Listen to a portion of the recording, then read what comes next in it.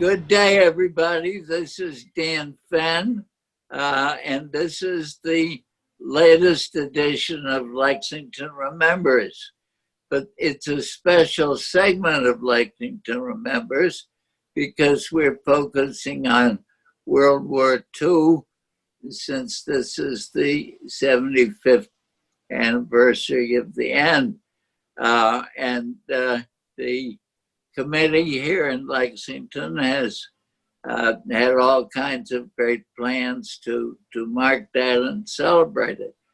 Some of those have been deflected by COVID-19, of course.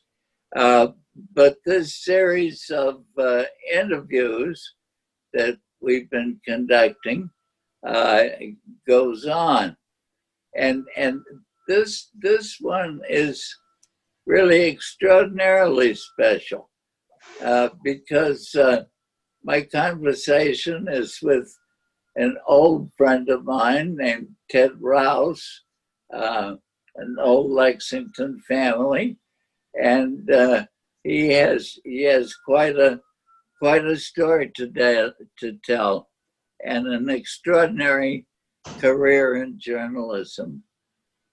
I first met Ted not around Lexington really, but around the Harvard Crimson.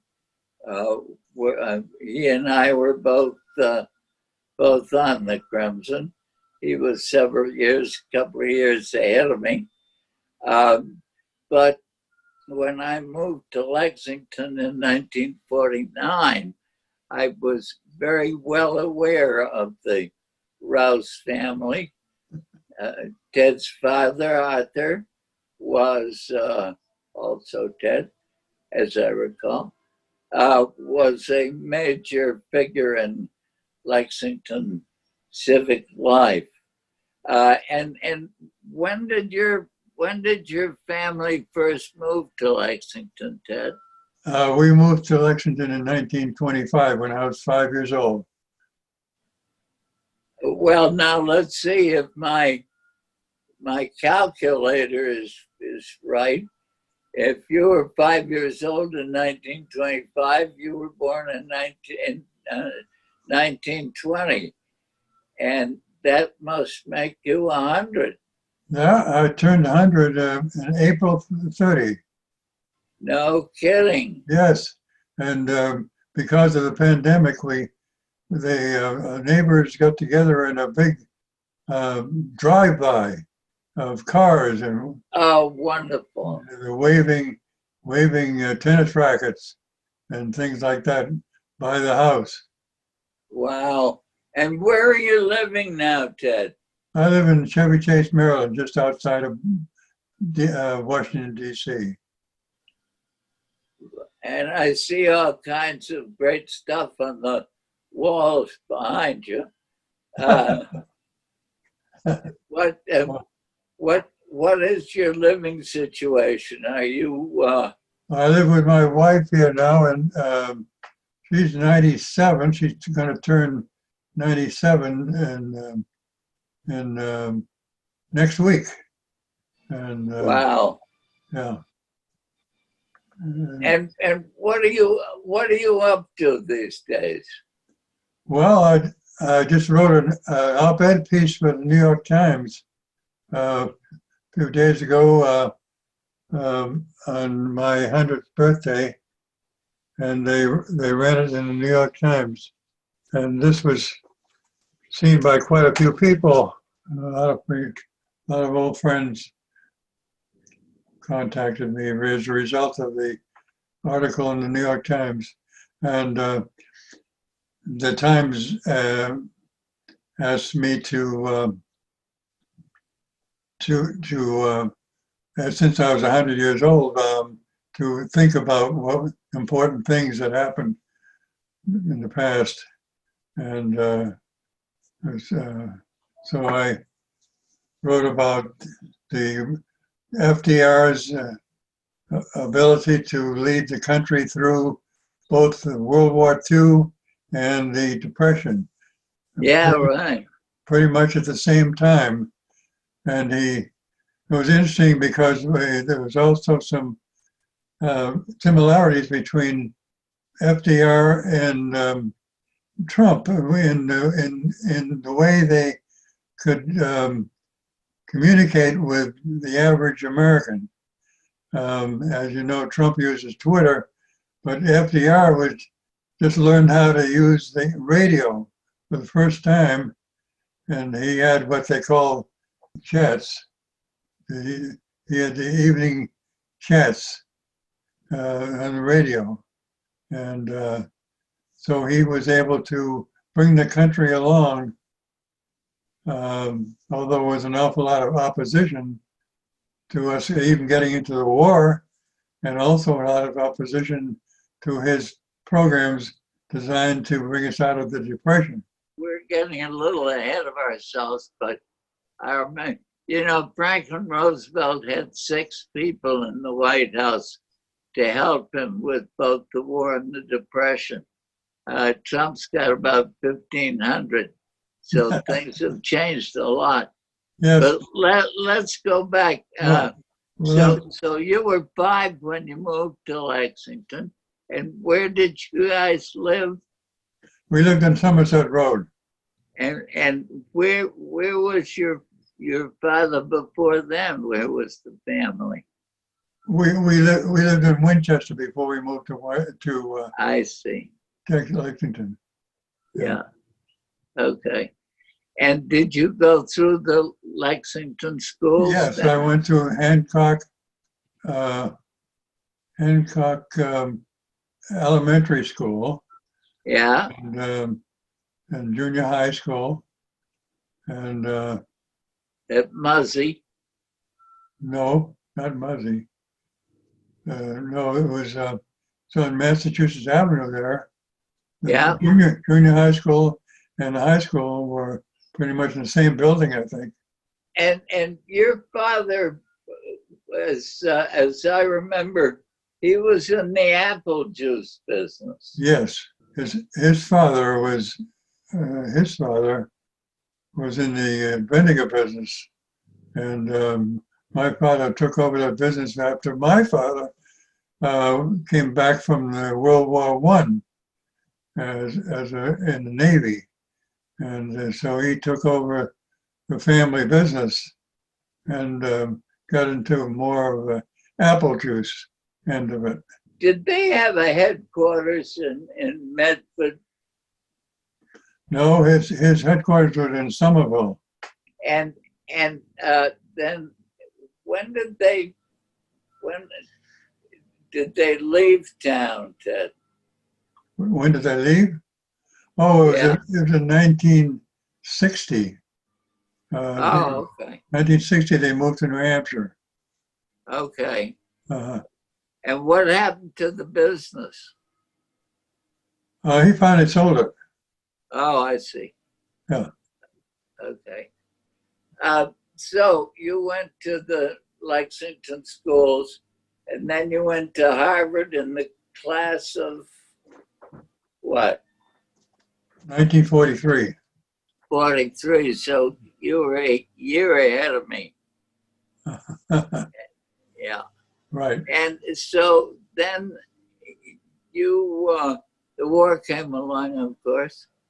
And what did you do? I enlisted in the Army and under a special program connected with business school, and where business school would do some of the training for a quartermaster corps. And so instead of taking my junior year at college, I went to business school under the Army program. And Bob McNamara was involved in that? No, I don't remember his involvement Okay. in that, no. Okay. And so that was a quartermaster course, which took how long then? Well, we were shipped to Camp Lee, Virginia for basic training. And then Oh, yeah. after basic, because everybody had to take basic training, military training. And then after we'd finished, there were 60 of us from business school. And after we had finished our basic training, at that point, officers training school closed down. And so I volunteered to go overseas and wound up in a military government job in Italy, Really? Where? in Naples. But I love Naples. I spent 2 years So in Italy. when did you go to Naples? Well, it was 1942 or 3 when I went overseas and started working for the military government. How did you get into military government? I was always interested. Well, because Never could make it. because after officers training school closed, there was nothing for any of us to do. So I volunteered, and I wound up in an army unit that was completely filled with Italian-speaking men, and they issued each one of us a can of shoe impregnate, which is designed to protect your shoes from mustard gas.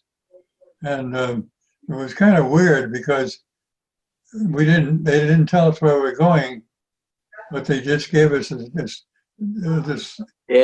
compact Italian dictionary and a can of shoe impregnate, so that we knew we were not going to stay around the U.S. much longer. So we all went to Naples via Casablanca, North Africa, and Naples. I got to Naples in late January of 1944. Oh, really? So you were already there. Yes. And then I went across the boot to a town called Cerignola to an Army Air Corps base. Uh-huh. So what that must have been pretty interesting, that military government stuff. Let me tell you that on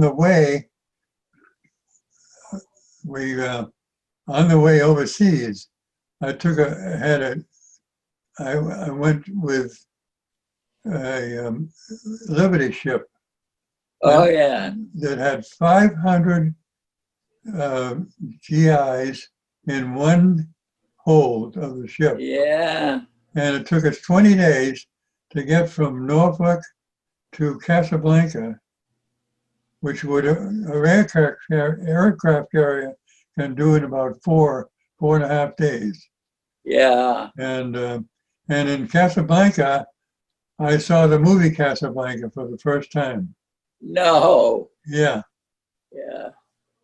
Yeah, I got to Casablanca on my way home, but I remember those Liberty ships, and that was not that wasn't the Queen Mary. No. Yeah.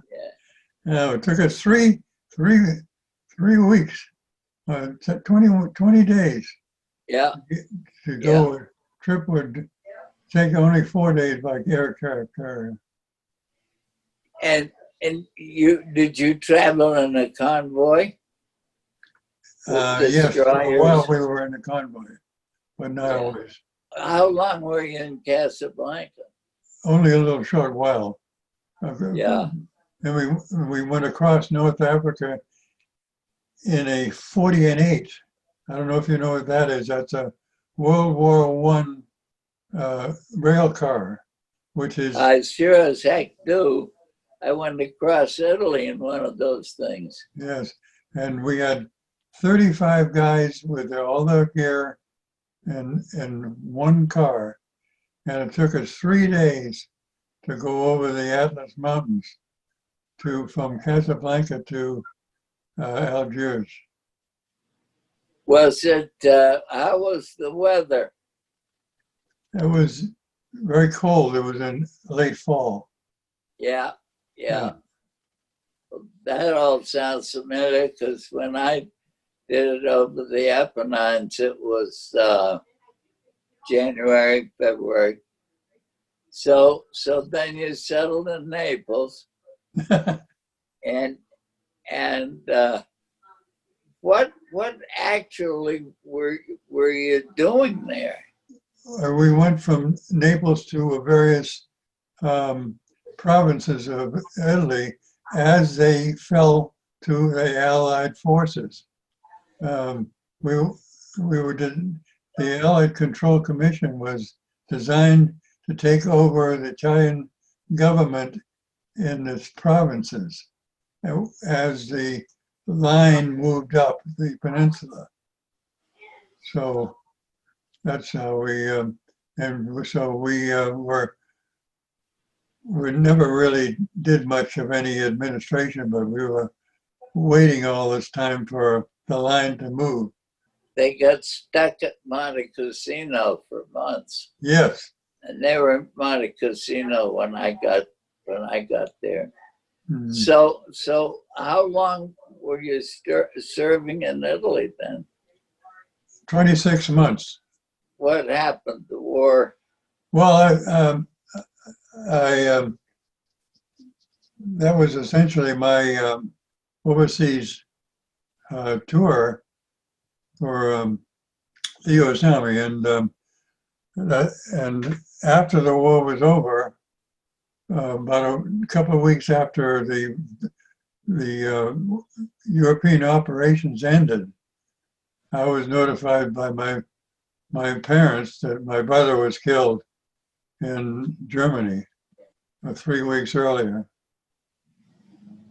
Boy, that must have been pretty horrible. Where was he in Germany then? He was a forward scout um, for the Patton's army that was racing to get to Berlin against the Russians, and so they went across the Elbe River, ELBE, and right into a machine gun nest. And so they were pretty much wiped out. When was he killed, Ted? April 15th, 1945. Oh, that late. And that The war ended in Europe. The war ended 3 weeks later. Right, right. And that must have been an incredibly shattering experience for the whole family. It certainly was, yes. Just devastating because he was the youngest of the 3 children, and that's the mother's baby. So he was closest to my mother. How did she deal with this? How did your whole family deal with it? Well, one thing they did was they decided to set up a scholarship at Phillips Exeter Academy, where my brother had gone to school, and they put some money into a scholarship fund. That was back very early, very soon after they got word about this. And this has been a wonderful thing for everybody concerned. It helped the family get over the tragedy and it helped the school, of course, and it helped the young boys specifically in the inner cities. We were looking for students from inner cities where the schools were not particularly good, and so they could really make a difference. And this has been a tremendous thing in my life, my sister's life, and of course my parents were well, gone by now, but my sister's still living. But just a few weeks ago, one of the recipients, a fellow named Yan, a Chinese, he was from China.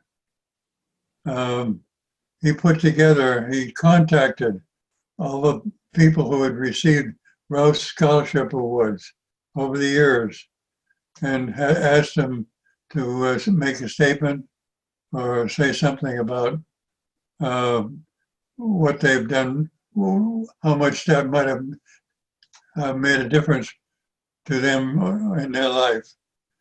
And it was just overwhelming to read these things and to know that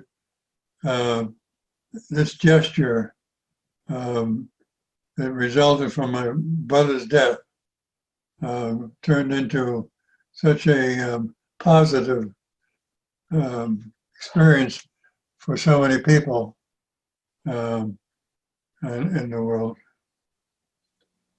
Well, that's a moving story. So when did you get to go home, Ted? Oh, a few months later. Yeah. And did you get discharged when you got home? Yes, I got discharged and then I finished my education, got a master's degree at business school. And but I asked the college if I could get a bachelor's degree for having been there for 3 years, and they said no. Yeah. So your time at the business school and the quartermaster corps didn't count? Of course, I never was in the quartermaster corps, but Okay. All right. Now, when did you start with journalism? I started in the 5th grade, but when did you start? Well, I started when I was 10 years old. I guess I was in the 5th grade too. In Lexington, I was 10 years old, and I started a weekly neighborhood newspaper called Neighborhood News in our area of the town. And I ran it for 4 years. So that it covered your part of town there on Somerset Road? Yes, that's right. And it was mostly based on conversations in the living room or dining room of the house. Gee, that's enterprising. And what about the school paper in high school or junior high? Well, I worked on that, but I also worked in a paper at Exeter, and I was, as I said earlier, I was elected sports editor of the Harvard Crimson. When you came back to Lexington in what, 45? Yes. Yeah. And so then you went back to school, and then what did you do? Well, I tried out my dad's business for 1 year, but we didn't get along very well. And so I volunteered to be a reporter on the New Hampshire Sunday News. It was a new paper that was started in Manchester, New Hampshire, because the biggest daily in New Hampshire did not have a Sunday paper. Really? There was no Sunday paper in the whole state. Blair Clark, you remember Blair Clark? Yeah, oh, sure. And Ben Bradley. And Ben Bradley was a fellow reporter with me on the staff of the paper. No kidding. Yes. Yeah, he was the class of 1940, I think, Ted. Same as 1943. JFK's class. Ben was a class of 43, but my class. I had an idea it was Kennedy's class. So it's interesting that I later worked on some Boston papers and then got a job with the Washington Post and worked on the Washington Post before he got there. So Loeb didn't have a Sunday paper, huh? No, there's no Sunday paper in the state. So how did that go? How did it survive? Well, the paper was sold a few months after I got the job there. We started getting into a lot of things that were very embarrassing to the powers that be in New Hampshire. And so they bought out the paper. And so I wound up having to get another job. And family's still in Lexington. No, as you say, my family moved to New Hampshire, Peterborough, New Hampshire, in 1960. 1960. Yeah. Yeah. But there were other Rouses in Lexington. There was Oh, really? Richard Rowse, who was a cousin of my father, and Walter Rowse. He was an uncle of my father's. And, Really? yes. Okay. Walter Rowse lived on Winthrop Road, and Richard Rowse lived right off the Common at Harrington. Okay. He lived in the Harrington house off the Common. Oh, really? You know the Harrington house where Oh, sure. yeah, where the Right on the corner. yeah, the owner was Man, I shot. didn't know that. He was shot by the British and crawled over to his wife's feet at the front of his house and died.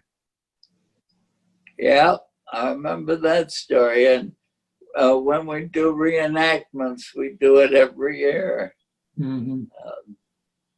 So from New Hampshire and that paper, you went where? Well, I worked in. Actually, I borrowed some money from my father and started a paper in Maynard, Massachusetts. No, I bought a paper in Maynard, Massachusetts, and worked there for about 3 years. And while I was there, I also worked at night on some Boston daily papers, including the Boston Post, the Boston Globe, and the Boston Herald Traveler. And I worked on the Post too, as the Harvard stringer Oh, in the covered Harvard for the old Post. So you were around in the Boston papers, and what kind of stories were you doing? I was a copy editor. You know what a copy editor? I was on the copy desk. Okay. I edited the news stories and wrote headlines. Okay. And from Boston? From Boston, I came down to the Washington Post. Really? Okay. And what was your assignment in the Post? I was an assistant city editor. Okay. Post for 5 years. And when did you do your first book? First book was in 1957. It was called Slanted News. It was a case study of newspaper bias in the 1952 election. There was a lot of furor about that election, and that was when Nixon gave his famous speech. And the newspapers around the country were very strongly Republican, and and you could see that in the news, the way they handled the news, and it In bothered me. 1962 or 1960? 1952, Yeah. and this bothered me, so I took pictures of their took pictures of their front pages Oh, yeah. and each one of the papers, and showed how I I felt that they had slanted the news in favor of the Republicans. Yeah. And it attracted quite a bit of notice, as I recall. It did, yes, yes, but it was a small book, and people could get pretty much everything out of it by just reading the review. So it didn't sell very well, and it didn't sell because also the publisher was Beacon Press, Beacon Publishing Company in Boston, a very small company, and Oh, they didn't have enough books in the bookstores to handle the business when it really hit the news. and then you were at the Post for 5 years. Yes, And then what? and then I went over to the White House Consumer Office. Ah, okay. Was Esther Peterson? Did you ever hear of Esther Peterson? Yeah. She was. Yeah, I certainly do. Consumer Council. Yes. You know, that must have been where we reconnected, because I certainly remember seeing you from time to time when I was in Washington. Yes. Yeah. Well, you came here quite a few years before I did. You came with. I came in 1961 Yeah. for 8 years. Mhm. And well, that must have been fun. So you were the public affairs officer for Esther Peterson? No, I was the executive director Ah, okay. of her White House office, and she was Assistant Secretary of Labor, as well as Assistant to the President for Consumer Affairs. Yeah, yeah.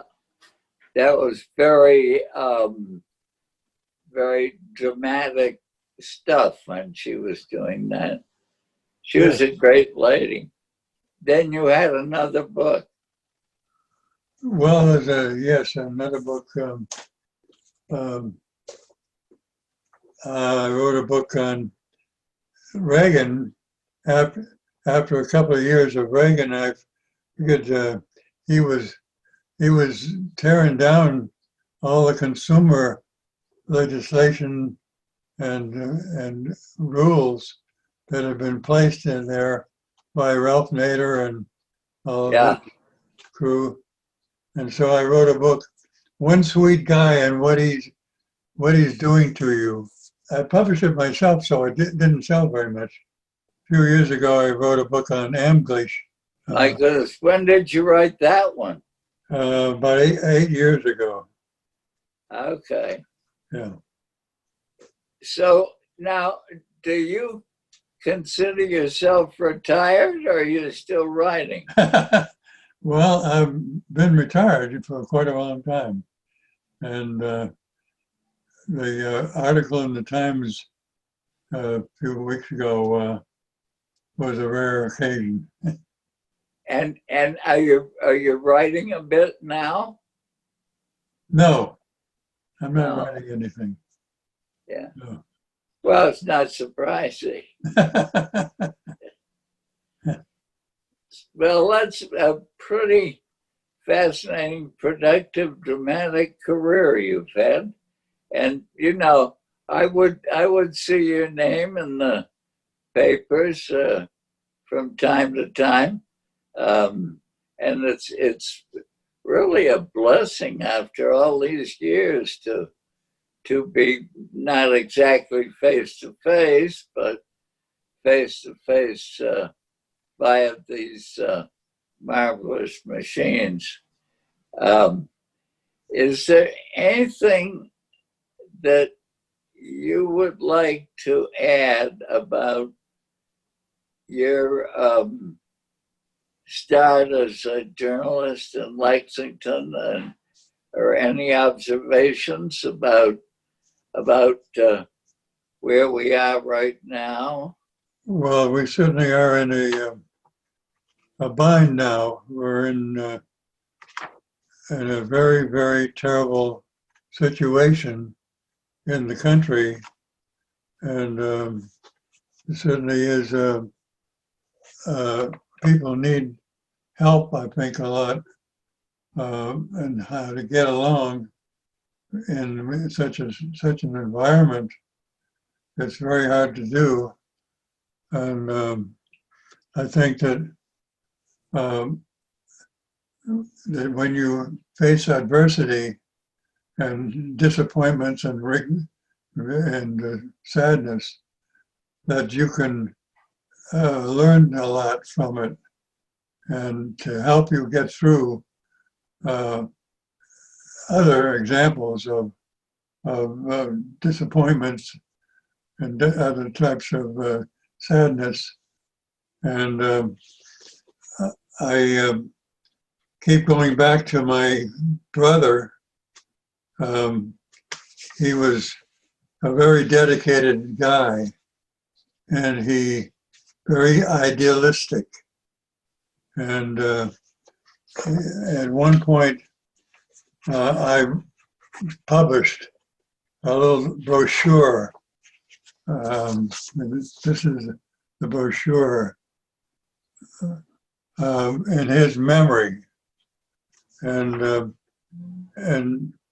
the whole idea that my family tried to push from this whole thing was renewal, and renew your own life when you get such sadness in your own life, and try to be thinking positively.